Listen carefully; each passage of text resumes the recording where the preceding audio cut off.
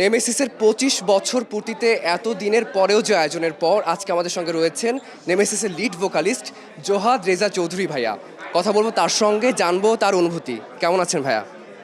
অনেক অনেক ভালো আছি ভাইয়া। গত ৩ ঘন্টা ধরে একটা শো করলাম, আর কিছু বলার নাই ভাই, এত জোশ লাগছে, এত জোশ লাগছে। How was the feeling of you, মানে এত একটা ট্রেমেন্ডাস, মানে এতগুলো গান করলেন, সব মিলে অনুভূতিটা বলবেন।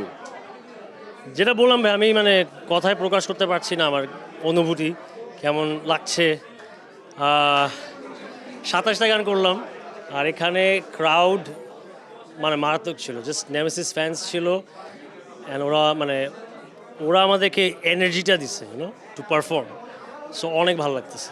এই মুহূর্তে দাঁড়িয়ে ২৫ বছর পূর্তি উপলক্ষে পেছনে ফিরে তাকালে কোন বিষয়গুলো সবচেয়ে বেশি রিজোনেট করে মেমোরিতে? সব ধরনের মেমোরি, মানে মজার শো, খারাপ শো, মানে ফাটাফাটি একটা শো, সব কিছুই অ্যাকচুয়ালি মনে পড়ে। অ্যান্ড এটাই ভাগা করার মধ্যে অনেকে এসেছে, এটা ব্যান্ডের মধ্যে যুক্ত হয়েছে, অনেকে চলে গেছে। তো মানে কাদেরকে আজকে নতুন করে পেয়েছেন এবং কাদেরকে আরো মনে পড়ছিল? ওয়েল, সবাই আজকে তো মানে দেখে গেল যে আমরা ডিওকে আবার পেয়েছি, আওয়ার, Maher Khan, Maher the Mac, and আমাদের সাথে জাফির, জেরিফ, তারাও বাজিয়েছে।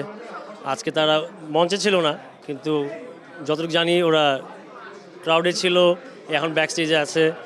সো সব মিলিয়ে মানে একটা রিইউনিয়নের মতো হয়ে গেল, অনেক ভালো লাগছে।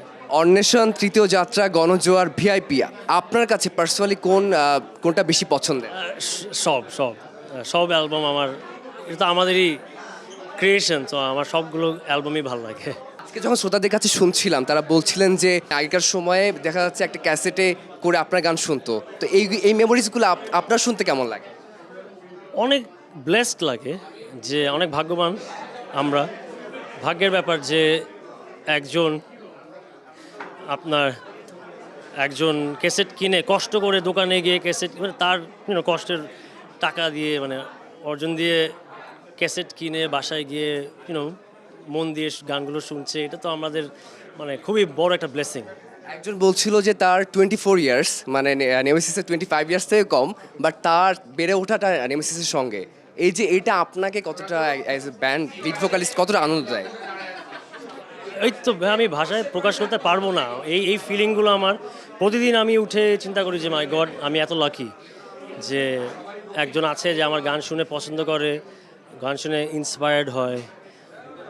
সব ধরনের অনুভূতি, মানে এক্সপিরিয়েন্সটা দিয়ে যায় আর কি, এক্সপিরিয়েন্স দিয়ে যায়। সো এইটাই মানে আমি বললাম তো, যেটা মানে খুব ভালো লাগে, খুব ভালো লাগে। 25 ইয়ার্সের আমরা জার্নির আজকে আমাদের প্রোগ্রামটা দেখলাম। 50 ইয়ার্স নিয়ে কি প্ল্যান রয়েছে ভাইয়া? 50 ইয়ার্সে প্ল্যান আছে যে হুইল চেয়ারে করে আসবো শো করতে, কিন্তু তাও শো করতে আসবো। এটা কেন ভাইয়া? আপনি যে এনার্জেটিক, সবাই তো আপনার এনার্জির মধ্যে নিজেকে খুঁজে পায়। একটু মজা করলাম আর কি, বাট 50 ইয়ার্স যদি কপালে থাকবে, আর ইনশাল্লাহ দেখা যাক কি হয়। সবাই যেটা বলে যে আপনার কণ্ঠের মধ্যে এক ধরনের মাদকতা রয়েছে, সো এই বিষয়টাকে আপনি কিভাবে ফিল করেন? আমি মানে একজনের কাছে যদি এরকম ফিলিং হয়, মানে আমার খুব ভালো লাগে শুনতে। সব মিলিয়ে আপনার যারা শ্রোতা রয়েছে তাদের উদ্দেশ্যে যদি কিছু বলা থাকে ভাই। আমি জাস্ট বলতে চাই, অনেক অনেক ভালোবাসা, থ্যাংক ইউ সো মাচ আমাদের পাশে থাকার জন্য।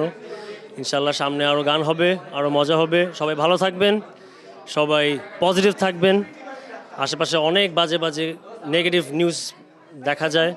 আশা করি এই দেশটা একটা ভালো জায়গায়, মানে ভালো দিকে যাবে, আর আমরা সবাই একটু সুখে শান্তিতে থাকতে পারবো, এতটুকু।